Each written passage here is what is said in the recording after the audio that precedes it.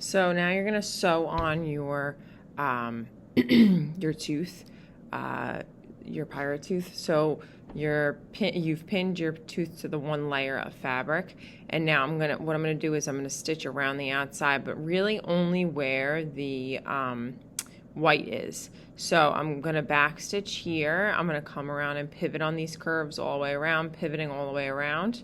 And then I'm gonna come to about here because I wanna leave open a section so that you can stuff your tooth into the pocket. So I'm gonna leave open from about here all the way over to here because that's where I started. So that will be the little pocket area. So I'm gonna show you what it looks like, and I'll kind of talk about it as I go. So we're gonna start. You don't need a terribly large space because it is just like a tooth. So it's tiny. Pivot along the curves. I am using white thread because it matches my felt. I do go over a little part of the eye patch here, and mine's black, so you do end up seeing just a little bit of the white stitching, but it's not really a big deal. If any pins are in your way as you're going, you're going to want to remove them. Mine I stuck in a place that are not in the way. I'm pivoting a bunch of times.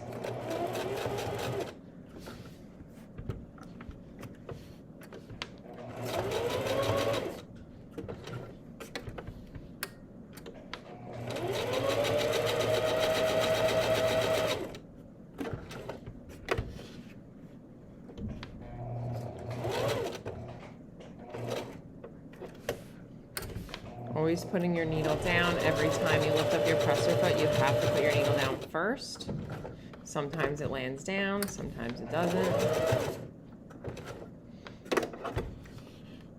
It's the only way to really get a nice curve is to pivot.